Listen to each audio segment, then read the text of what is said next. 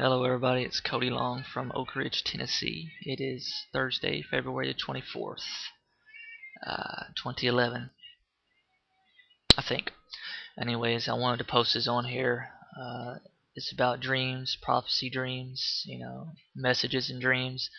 I notice a lot of people, on YouTube, a lot of Christians and everything, post a lot about their dreams, about things they see in their dreams, and what it might mean for America or the world.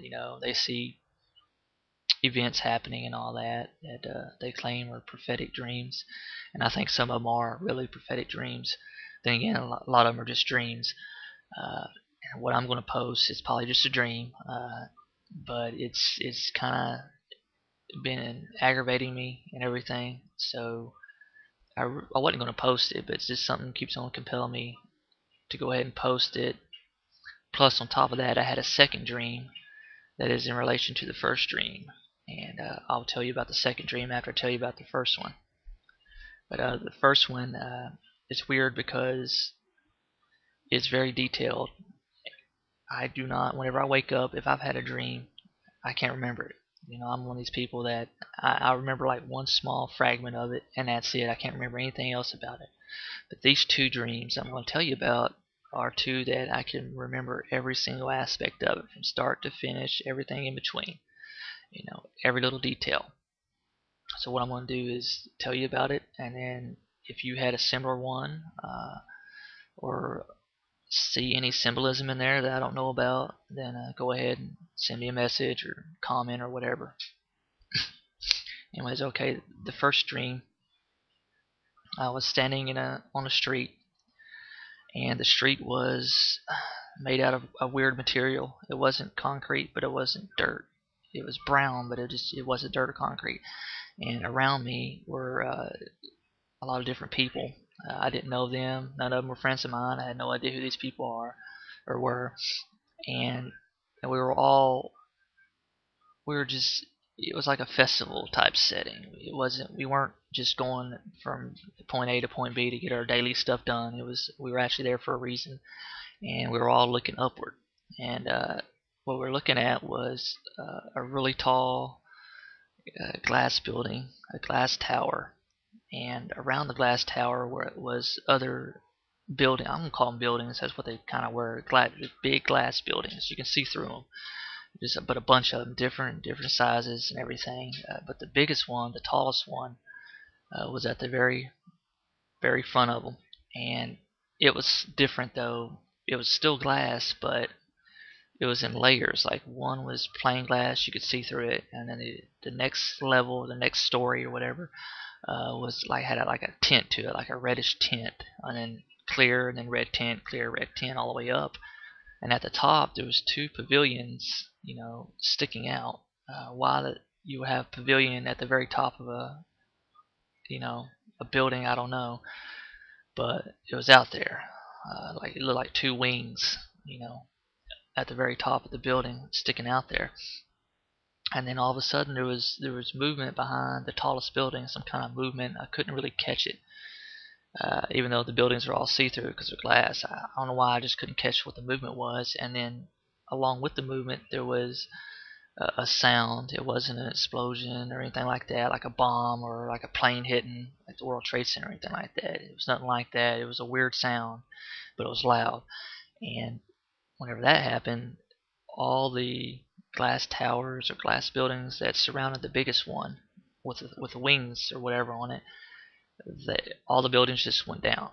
They didn't fall over. They just went straight down in place, just straight down, kind of like how the World Trade Center went, except these went down whole. They didn't crumble on top of each other downward. It just went straight down. It's like the earth opened up and swallowed them.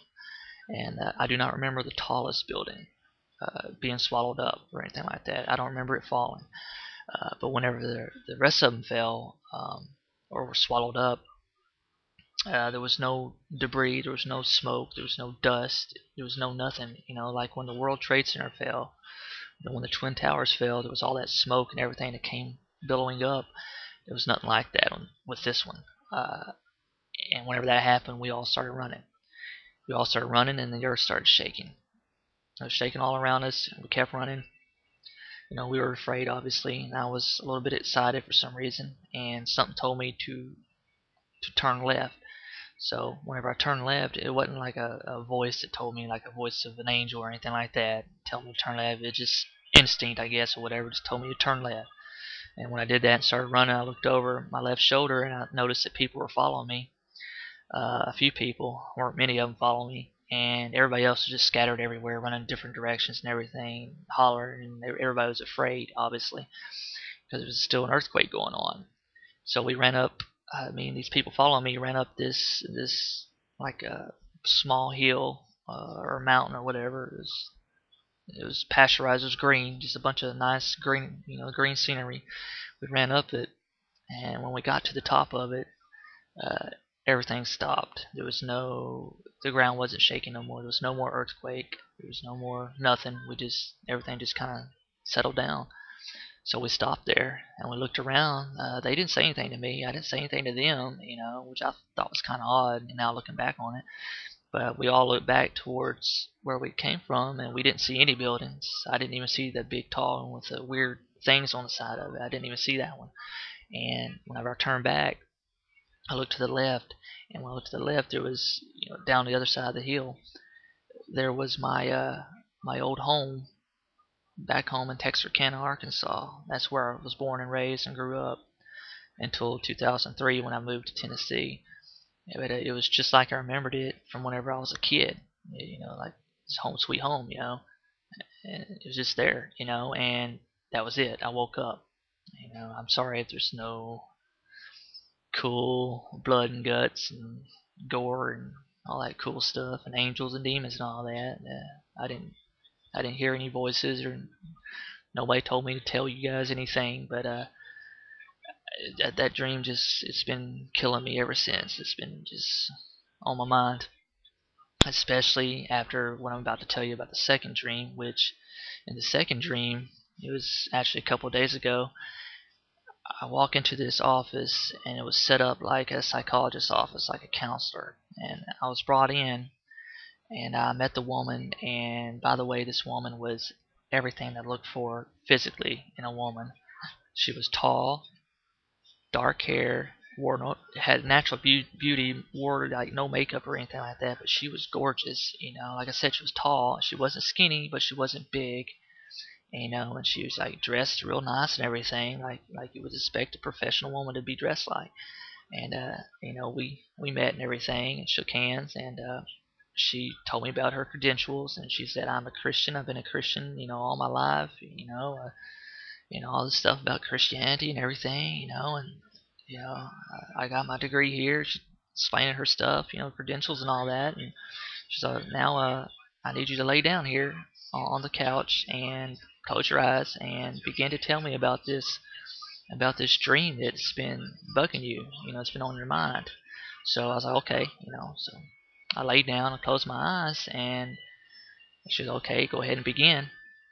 And I told her about the street. How the street was made of an odd texture and everything. But before I can get to the part about the building, she was like, she just stopped and she grabbed my left leg and ran her hand up from the middle of my thigh all the way up to my crotch area. Of course, in the dream, I got a little bit excited, and everything. I'm a guy, come on, And she ran it up there and kind of grabbed it and everything. And for whatever reason, in the dream, even though I was kind of enjoying it, and everything, for whatever reason, I told her to stop. I was like, hey, whoa, stop. What's going on here?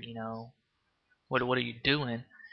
And whenever I said that, I tried to open my eyes. I tried to move, so I can just, put, move her hand off of me and everything. And I couldn't move. I was frozen there. I could move my mouth a little bit, but I couldn't move my eyes or anything like that. I just couldn't move my body at all. And before I could say anything, she was on top of me. She wasn't pressed against me, but she was like right there. Like she was like less than an inch away from me, and she was kind of whatever you want to gyrating, whatever you want to call it, on me.